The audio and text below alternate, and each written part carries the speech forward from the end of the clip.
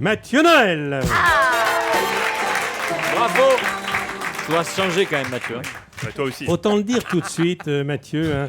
La journée. C'est un peu à reculons que vous êtes venu ce matin. Oh oui, à ce oui, micro. oui. Ces histoires de mort, de crimes, de médecine légale, ça ne vous dit rien qui vaille. Hein. En effet, Michel, je ne vous cache pas que ce matin, je suis un peu circonspect. En matière d'horreur, ces derniers temps, entre Tintin et le Taltoueur, la dernière émission de Philippe Candeloro sur Gulli et le nouvel album de Morane, j'estime qu'on est déjà allé assez loin dans l'horreur. Hein. Et puis franchement, suis-je donc le seul à remarquer que la venue d'un médecin légiste dans Faites entrer l'invité n'est pas de très bon augure ? Quelqu'un a pris le pouls de Michel récemment ? Est-ce que ça a traversé l'esprit de quelqu'un que peut-être, si entre deux émissions, il reste planté là sans bouger à chanter du Claude François a cappella, c'est peut-être un appel au secours ? Donna, donna, donna, donna. Oui, je vous cache pas que je suis inquiet, moi, personnellement. Michel Drucker d'un côté, un médecin légiste spécialisé dans l'étude des momies de l'autre, cette émission ressemble étrangement au scénario du film Sixième Sens, dans lequel un type qui est mort ne sait pas qu'il est mort. Enfin, c'est impossible. Et c'est précisément ce que dit Bruce Willis quand il réalise qu'il est mort. C'est vrai. C'est bien ce qui m'inquiète. D'ailleurs, après toutes ces années passées sur le canapé de Vivement Dimanche, Michel peut-il encore distinguer ce qui est vivant de ce qui ne l'est plus, ou plus vraiment ? C'est très troublant pour moi. Eh oui, c'est très troublant pour lui. Et pour nous aussi, téléspectateurs, c'est troublant. Hein. On a de plus en plus de mal à distinguer ces dernières interviews de vos dernières autopsies. La compagnie créole, et puis Catherine Lara, et puis Demis Roussos, Herbert Léonard. Ça peut être l'un ou l'autre, on ne sait plus. Non, docteur Charlier, ce matin, la confusion est totale. Heureusement ici, quand la confusion est totale, on peut toujours compter sur un homme pour clarifier les choses. Oh bouillabaisse. Oui, dans son midi natal, quand il arrive, on s'exclame « Oh, voici le petit prince de l'humour !» Partout ailleurs, en revanche, on s'exclame simplement Qui c'est ? « Docteur, je vous présente Mathieu Madénian, mon colocataire de la porte de Bagnolet. » Oui. Tout doux, Matounet, tout doux. Vous le voyez, docteur, Mathieu était très enthousiaste à l'idée de vous rencontrer ce matin. Cette nuit, blotti sous sa couette Basile Boli, recroquevillé parmi les restes de Kinder Pingui et les flaques de pistou, Mathieu a littéralement dévoré votre livre, Paris au scalpel. Livre passionnant, hein, dans lequel vous nous révélez des anecdotes troublantes liées aux différentes rues de la capitale. Hein, Mathieu, vous qui êtes féru d'histoire, vous avez adoré. Je crois que si on veut comprendre qui on est, il faut savoir d'où on vient.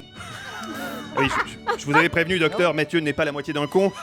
Il est plus proche des 3/4, hein, voire même des 4/5 dans les bons jours. Pourquoi tu cherches à réduire à néant le duo magique? Non, mais je ne cherche pas à réduire à néant le duo magique, Mathieu, je plaisante. Je sais très bien que sans toi, je ne suis rien. Et inversement. Bref, docteur, la nuit fut longue. Nous nous sommes délectés de ces anecdotes macabres de l'assassinat d'Henri IV au cimetière de la rue Saint-Paul. Hélas, nous avons noté quelques regrettables oublis. En effet, n'oubliez pas que Mathieu Madénian est titulaire d'un diplôme de droit, obtenu dans les règles, sur un site chinois d'achat de diplôme très bien référencé sur Internet. C'est un fin limier à qui rien n'échappe. Or, pour un soi-disant spécialiste, vous avez commis une omission étonnante, cher Philippe. En effet, pas besoin d'être archéo, anatomo, patholo, je ne sais quoi, pour savoir qu'au 12 bis de la rue Saint-Denis se cache une porte en fer qui donne sur l'un des lieux les plus secrets de Paris. Et là, alors c'est une rue que j'arpente souvent. Oui, c'est une rue que Michel arpente souvent, et pour cause, au 12 bis de la rue Saint-Denis se cache sa garçonnière. Ici, c'est chez moi. Là-bas, c'est chez lui.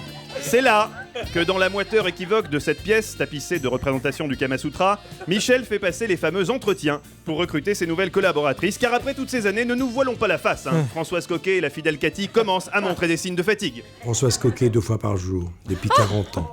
Et mon assistante Cathy, toutes les heures.